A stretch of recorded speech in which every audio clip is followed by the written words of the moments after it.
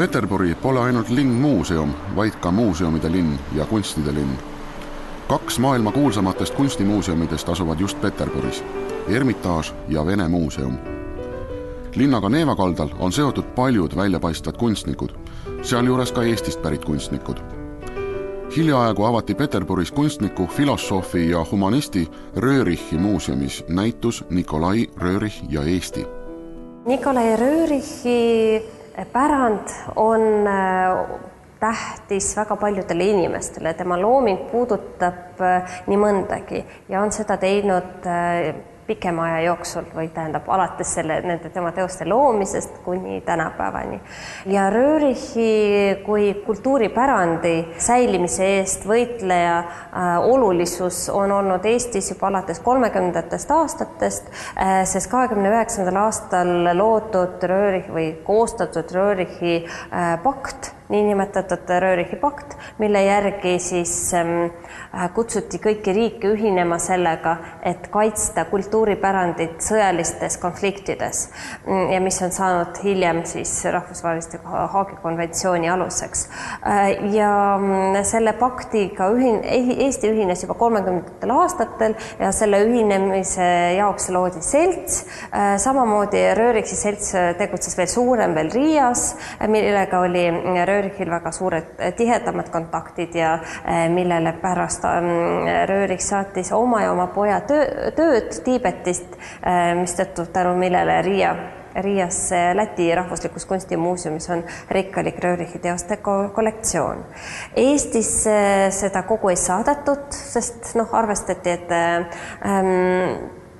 taolist kogu ei saadetud, et riigid teevad koostööd ja seda kollektsiooni saab näha ka siin, et korraldati ka näitusi ka Eestis ja ka Eesti inimestega või Eestis elanud kunstnike kultuuritegelastega oli Nikolai Röörich kirjavahetuses siis, kui ta elas Ameerikas ja siis pärast Tiibetis. Röörichi näitus Peterburis ei peegelda ainult 2 linna kunstnike kontakte, vaid elavdab ka Eesti Röörichi seltsi tegevust. Osalesid ju seltsi liikmed Peterburi näituse ettevalmistamisel. Администрация этого музея предложила со временем при случае организовать выставку нашего общества. Но я подумала, что тема-то такая должна быть не нашего общества, а сама тема Рерих и Эстония, потому что Рерих по всему миру путешествовал, и везде можно говорить. Вот у них недавно была выставка Рерих и Финляндия. Почему бы не сделать именно так, Рерих и Эстония? И что мы войдем тогда как составная часть этой выставки. Ну вот так и получилось фактически. Eesti Röörichi seltsil on pikk ajalugu. 30. aastatel oli Eestis palju neid, kes olid huvitatud suure meistri kunstiloomingust, kuid asutatud Eesti Röörichi seltsis tegeldi elavalt ka Nikolai Röörichi teaduslik filosoofilise elava eetika õpetusega. В Эстонии здесь началось с личности Павла Федоровича Беликова. Это факт, хотя непосредственным организатором общества он не был, но нам нужно вернуться в 30-е годы, когда Рерих вообще в мире считался водителем культуры. И очень активное и, можно сказать, любимое общество у семьи Рерих было латвийское общество Рериха. И в Латвии создалось общество, в Литве и в Эстонии. В Эстонии уже буквально накануне Второй мировой войны, хотя в 1937 году уже был организован конгресс прибалтийских обществ в Латвии. И латвийское общество, как наиболее продвинутое, так скажем, да, оно курировало и Эстонию, и Литву. С помощью латвийского общества фактически и состоялось учреждение эстонского комитета pakta Rericha. Eesti intelligentsi on paelunud eriti niinimetatud Röörichi pakt, mis sisaldas ideed maailma kultuurimälestiste säilitamisest sõjategevuse ajal. Selle pakti toetuseks loodi paljudes riikides spetsiaalsed komiteed. Röörichi pakti ja rahulipu initsiatiivkomitee loodi ka Eestis. Sinna kuulusid kunstnikud Eduard Taska, Anton Starkopf ja Johannes Greenberg. До того, как создался комитет пакта, в 1937 году состоялась организация общества, эстонского общества Рериха. И туда входили художники. Они организовали. То есть это было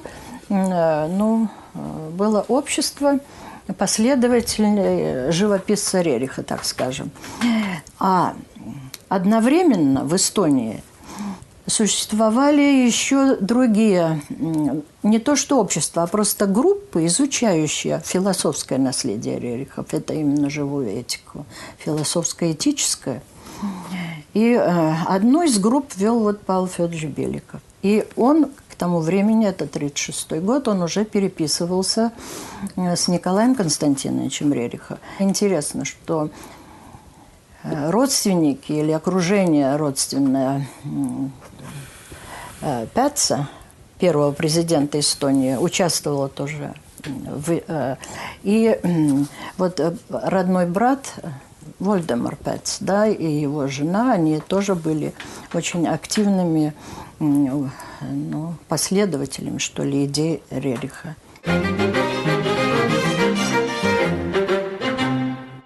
Nikolai Röörich sündis Peterburis 1874. aastal. Olles lõpetanud nii Peterburi ülikooli kui ka Peterburi kunstiakadeemia, töötas ta aastatel 1906 kuni 1918 Peterburi kunstide edendamise seltsi kooli direktorina ja õppejõuna. 20. sajandi algul õppisid selles koolis paljud tuntud Eesti kunstnikud, kelle loomingus elas edasi Röörichi mõju. Enne 17. aastat, kui Röörich emigreerus Peterburis töötades, käisid tema käe alt läbi mitmed Eesti kunstnikud, kes siis Vene impeeriumi tingimustes oli neil võimalus minna õppima kas siis Saksamaale või siis Peterburi. Ja Saksamaale said õppimise need, kes said kuskil stipendiumi või oli neil võimalik rahaliselt. Peterburi terendas neid õpilasi, kel ei olnud rahalisi vahendeid, et tasuda ise oma õpingute eest, ja kunstide edendamise kool, mille patrooniks oli keiser, mille nõukogusse kuulusid mitmed jõukad aadlikud ja mis võimaldas stipendiumi vaesetes perekondades õpilastele. Ehk siis, kui sa olid andekas, sa võisid sinna kooli astuda sisse, õppida, saada kunstilise haridust ja stipendiumi toetusel. Ja nii Jaan Vahtra, Peet Aren, August Jansen olid need silmapaistvamatest Eesti kunstnikest, kes õppisid seal ja kes olid Röörichi õpilased ja tänuga meenutavad tema oma mälestustest neid aastaid, mil nad Röörichi juures õppisid. Kuid Röörichi kunstilisest mõjust nendele meistritele on raske rääkida, sest targa õpetajana ei õpetanud ta oma maneeri. Tema looming on niivõrd eriline, teistmoodi, ta ei ole sarnane ühegi teise kunstniku. Ta kuulus küll kunstirühmitustesse, aga ta ei ole mingi voolu esindaja.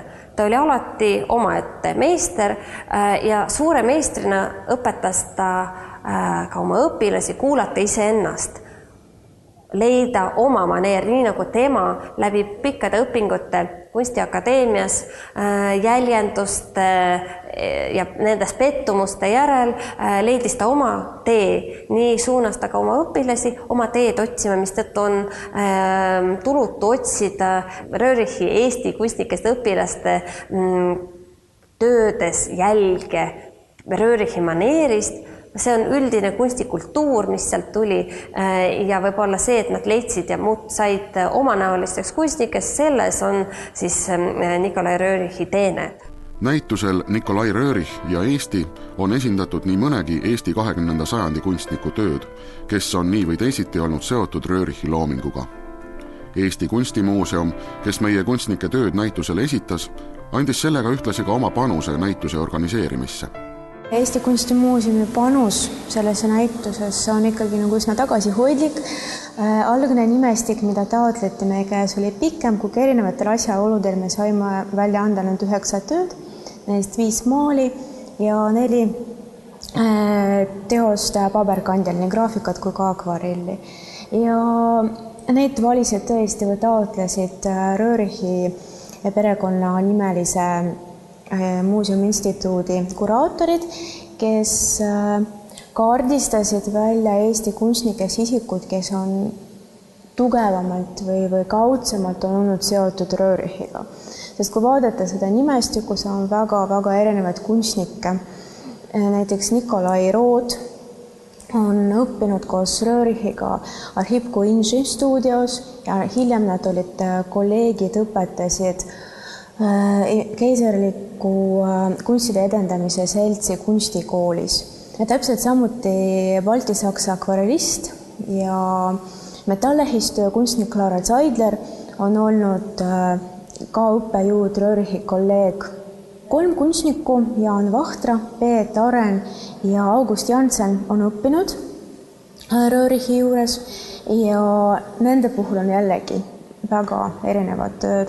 Janseni poolt on üks hilisem Eesti taluvaade aastast 54.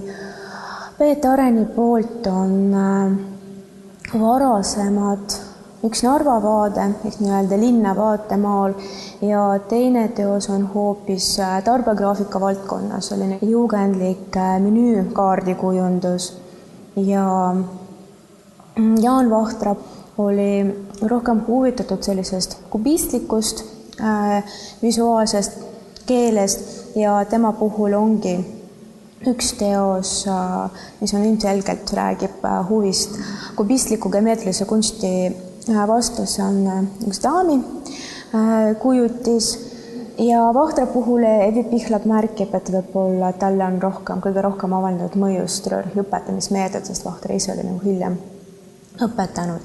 Ja teine töö, mis Vahtra puhul on väljas, on üks hilisem lillemaal, mis niivõrd ei ole Vahtrait. Et selles mõttes selline väga erinev komplekt, aga nagu mina olen aru saanud, on kuraatoritele või korraldajate jaoks isegi oluline mitte niivõrd teha kunstinäitus, kuivõrd kultuurilooline näitus, üldse näidata kõikvõimalikud sidemed Röörichi ja Eestiga, sest üks osa on üldse seotud dokumentaalse arhiivimaterjaliga, teine osa kajastab Röörichi seltsi tegevust Eestis ja alles 3. on pühendatud kunstnikele, kes on ühel või teisel määral seotud Röörichiga.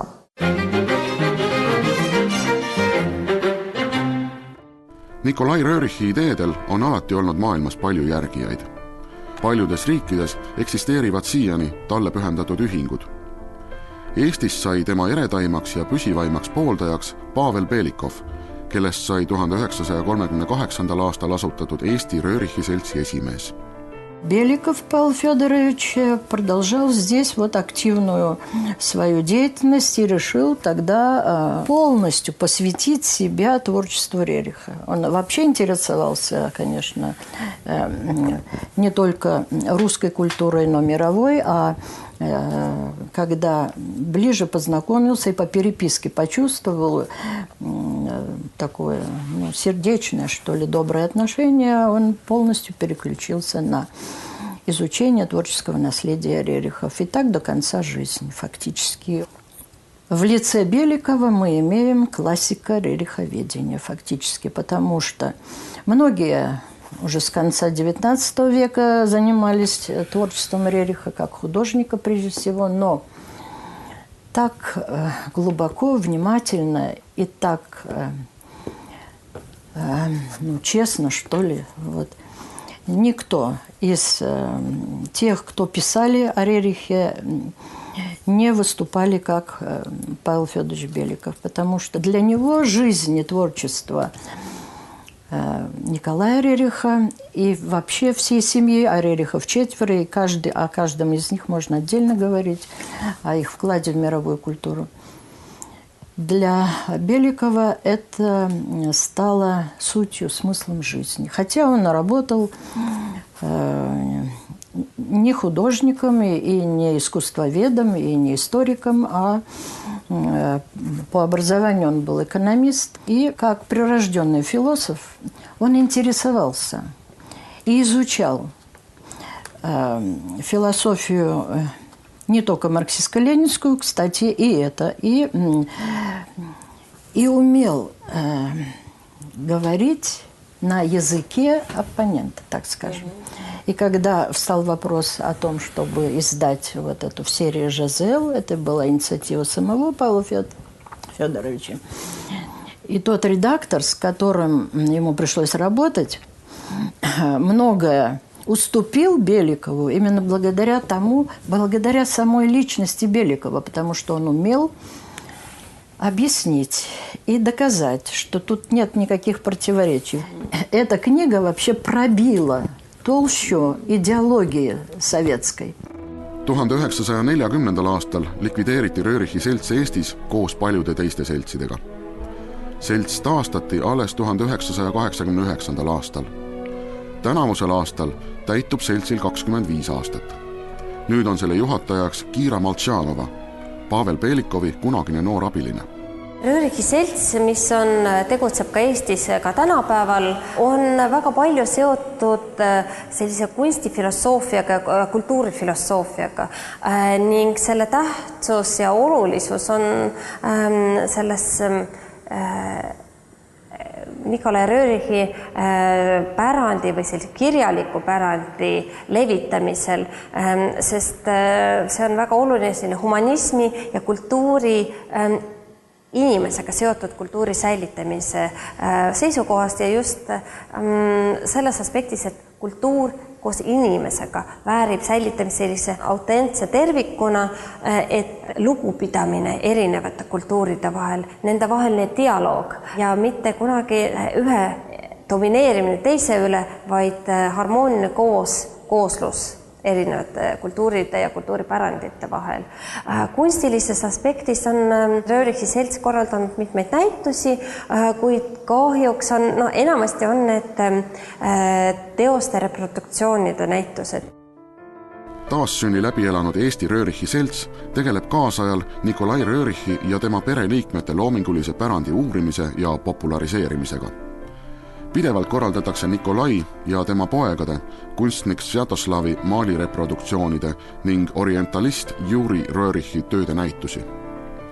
18. jaanuaril avati Tartu laste kunstikoolis Nikolai Röörichi näitus Legendid.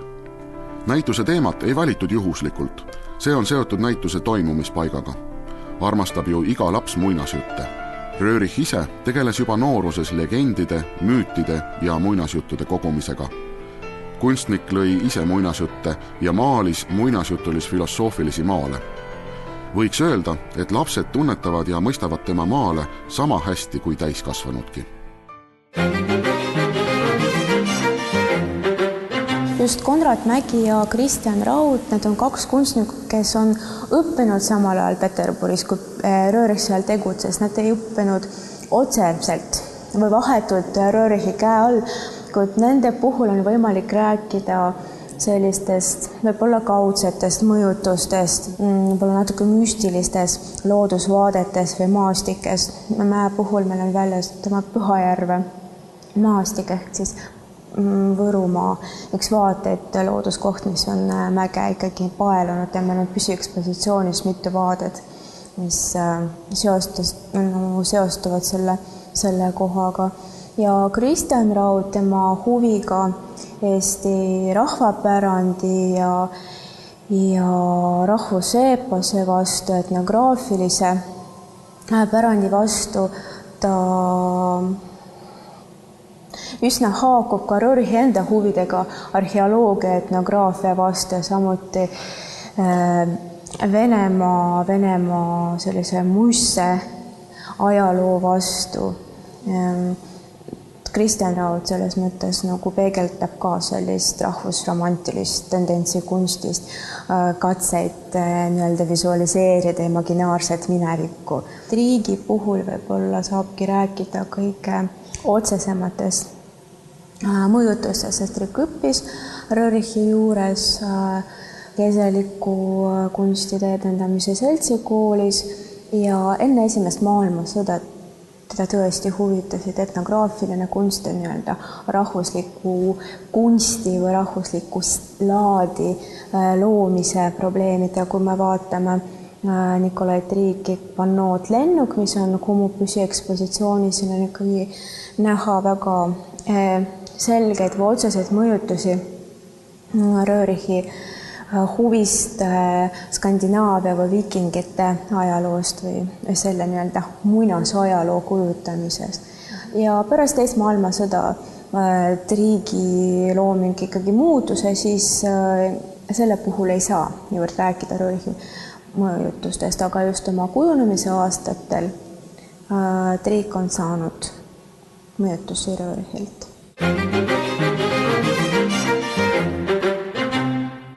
Eestiga oli Röörichil ka isiklikke kontakte. Kunstniku pere ei elanud just kaugel Eestist ja nagu 20. sajandi algul kombeks sõitsid Röörichid sageli suviti puhkama Haapsallu. Oli see linnake ju hästi tuttav nii vene intelligentsile kui ka tsaari õukonnale. Nikolai Röörichit ennast Eestiga seovad väga isiklikud mälestused, sest esimest korda tuli ta siia Haapsalusse vanematega puhkama juba 5-aastaselt ja siis oma mälestustes, mis ta Tiibetis kirjutas, meenuvad tal 5-aastase poisi lünklikud mälupildid, Tallinna Kooti kirikute tornid, voorimees, kes hõiskas ruttu ja siis see väiksele poisile jäänud sõna, eestikeelne sõna jäi meelde talle elu lõpuni ja hiljem pidi ta käima ka Saaremaal ja seal on tema kirjades teada, et ta jättis oma tööd Haapsalusse, kuid ei ole sinna Kuressaarde muuseumisse, kuid selle muuseumi kogudes neid ei leidu, et ei ole teada, kus nad on ja siis osad Röörichi uurijad arvavad, et äkki üks väike kartongile maalitud etüüd ongi tehtud Röörichi Eestis käimise ajal, mis on praegu kunstimuuseumi kogus ja Tallinnast saadud muljed, mis oli selline esimene euroopalik linn, mida ta üldse nägi.